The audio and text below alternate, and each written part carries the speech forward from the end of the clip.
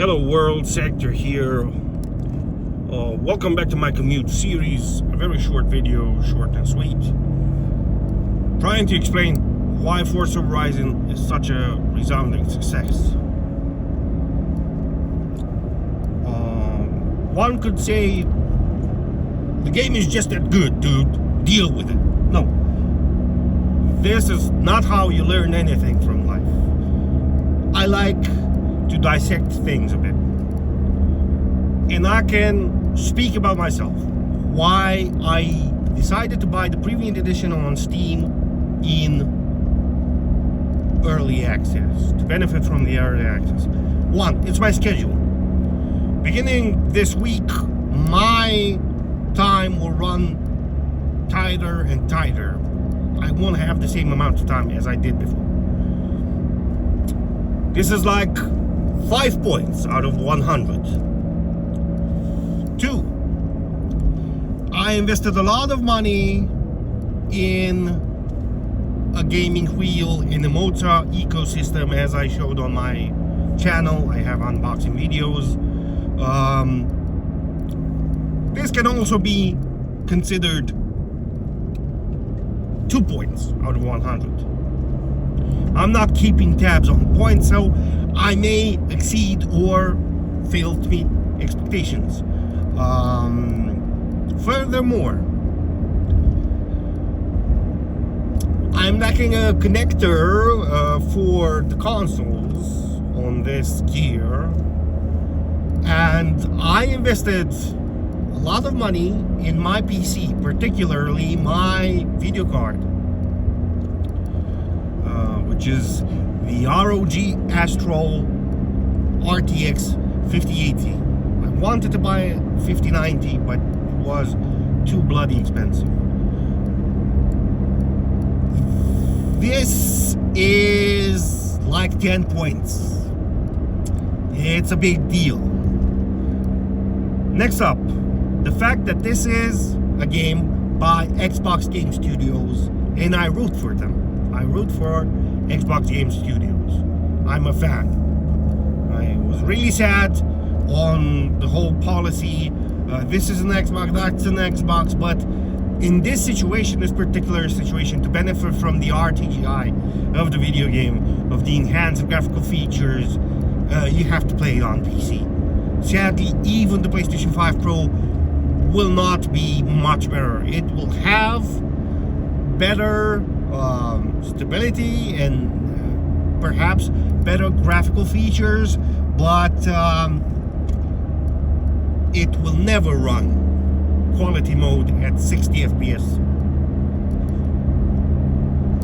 I'm pretty adamant that's the case. 5 points for this. Next up,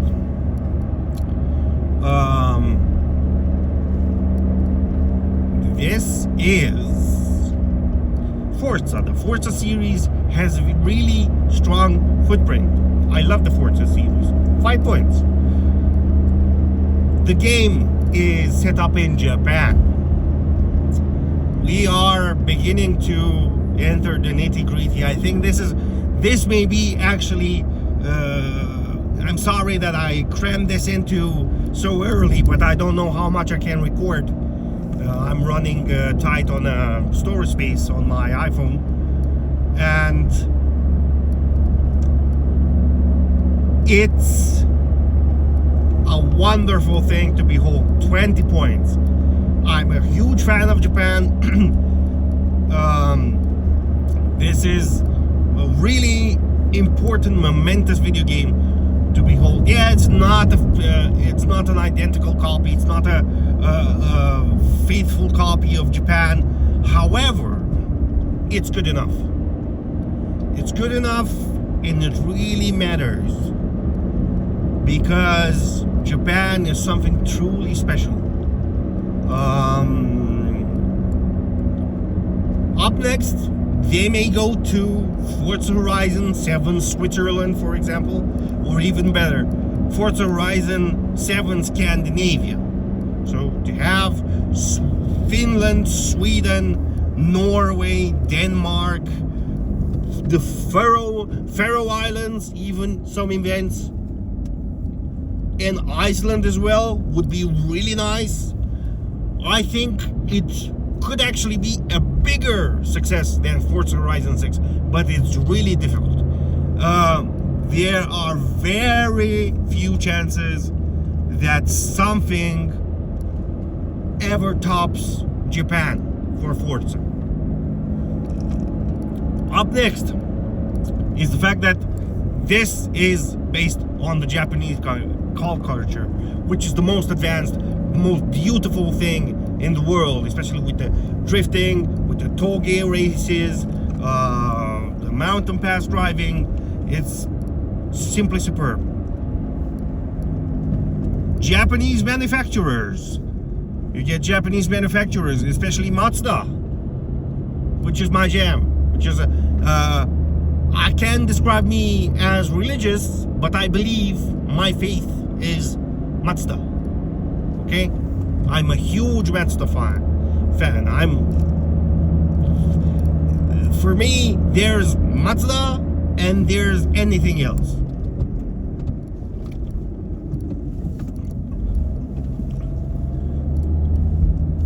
So it's that simple. I could have waited it to come onto Game Pass Ultimate, because I'm also rocking that. But I was pressed by time to go ahead and play it beginning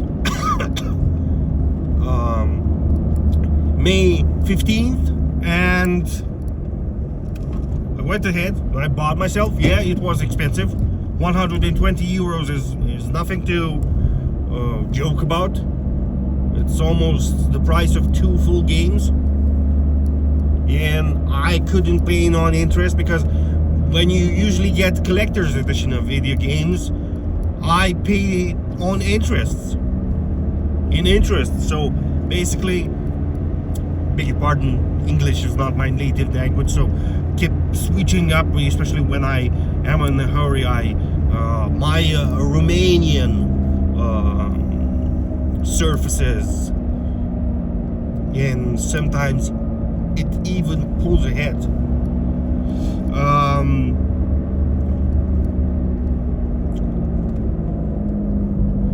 So yes, this is why Forza Horizon is so important. First and foremost is due to Japan, second is due to Mazda, third is due to Japanese car culture. Also, it helps that the Forza is more polished. It's a more advanced version of the engine, even though people are like, oh, it's the same shit, it's like FIFA. Not really. And you know, there are types of humans, but if you record yourself talking in your car and driving, and you're so happy with the fact that you are driving a Mazda 3BM in my case, from 2015, it means that you are one for racing, you are one for driving, okay? No matter how good Blood of the Dawnwalker would be. I'm not that big into fantasy. I'm not that big into vampire kings or sort of pseudo-medieval stuff wrapped together with a magical tie, with a witchcraft tie or bow. You know, for me, realistic games hold a very particular place in my heart, because they could hint at an alternate reality, or at a reality in the future in which I can buy myself the cars I'm driving in Forza Horizon, for example. But something like a zombie game or a zombie apocalypse game, for me, The Last of Us would be so much more successful if it had ditched zombies, for example. If it were the nitty-gritty, more survival influenced Uncharted, for example. It would have been much better. Yeah, I understand that there is time involved in getting the bloaters and the clickers to work on whatever they are called, and it's a very fascinating story, it's a very emotional story and stuff like that, but at the end of the day, it's a zombie story. It cannot happen in real life, okay? Dead, done and dusted. Or even if it happens, it fails to deliver that emotional punch that I'm looking for. Why? Because I didn't grow up. I wasn't born in a zombie epidemic. I didn't grow up in a zombie epidemic. This is my reality, okay? You cannot expect to be invested into something that you are not accustomed with.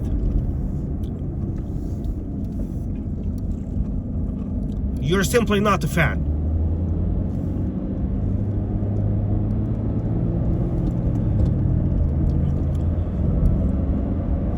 And pretty much this is the reason why Forza Horizon did great.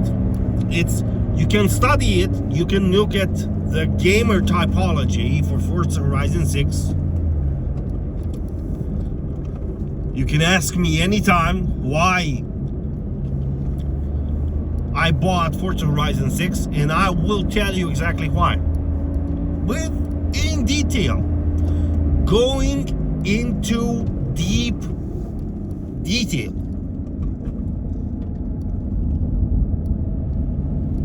Delving with very precise particular things.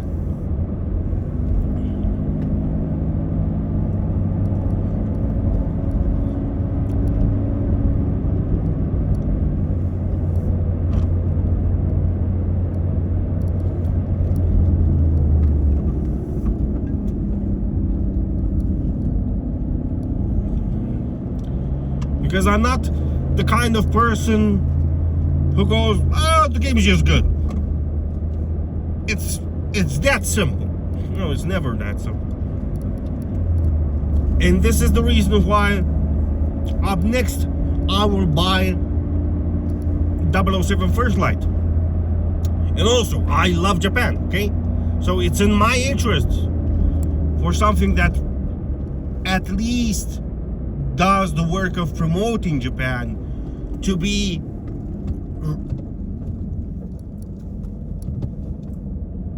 recognized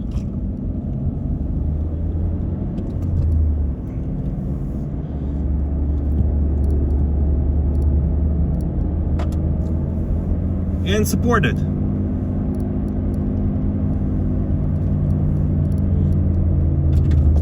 And as I mentioned before, I love Denmark, okay? What am I going to do about it? I'm going to support IO Interactive. Why? Because I want IO Interactive to have the utmost support on my part. So how am I going to do that? I'm going to pre-order 007 First Light. No, it's not that big of a campaign, okay? But thinking about it, I didn't even finish Hitman, World of Assassination. So there is plenty of stuff to do back there, and as a token of my gratitude and recognition of the fact that they delivered so much content, even the elusive targets, for example, are free to play nowadays. You know, you have until the 25th of May to play Le Chiffre, for example, featuring Mads Mikkelsen, and it really shows my commitment. I'm seeing myself as a patron of arts, because video games are not just a form of simple entertainment, just În something very 4,6 bare km. bones. No. Virează la stânga pe Video drumul games național are 17B, strada Regele of an art Mihai. form. And I see myself as a patron of arts. Okay? Yeah, it may sound smug, but I don't care. This is my jam, this is how I roll. It's not that hard to understand. In all honesty.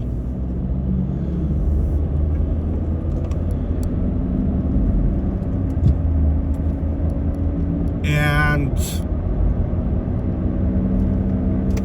007 First Light, also on Steam.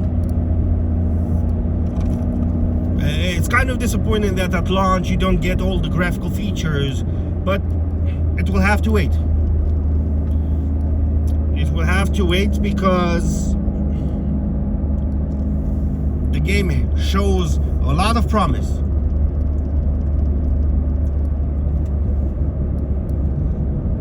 And the way it will keep people invested would be best be by putting random targets on particular maps, for example, like they did with the elusive targets in Hitman World of Assassination.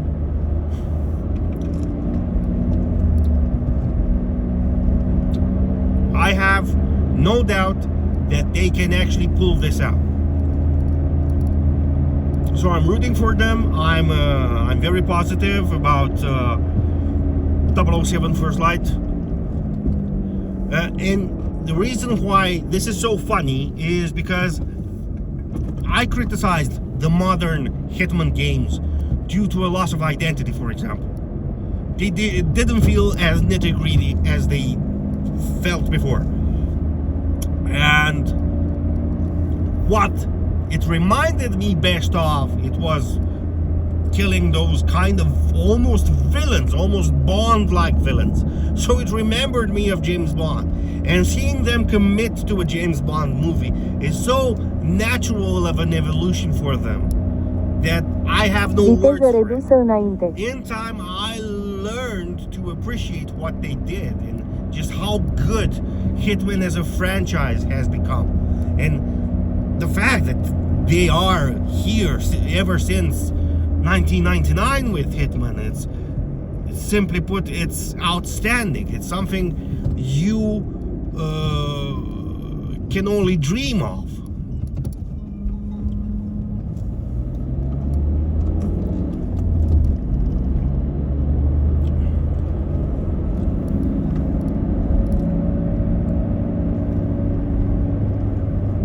Într-un kilometru. Virează la stânga pe drumul național 17B, strada Regele Mihai. I'm interested to see how Modern Warfare 4 pans out. But you know, Modern Warfare 4 will have to do a lot of heavy lifting nowadays because the game is no longer on Game Pass. So it will have to be a very, very good, very realistic kind of video game. I'm 70 to 80% sure that it will be.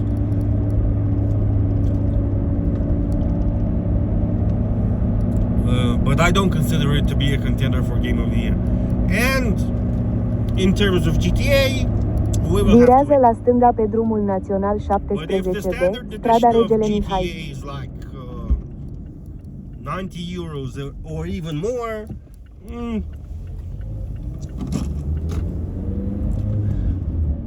I'm not that big into getting GTA. It will have to be outstanding. It will have to have particular mechanics that are really În 3,6 km. Voi ajunge la liceul tehnologic. And it will have to be a very particular handcrafted experience. I simply cannot allow GTA 6 to be a diamond in the rough.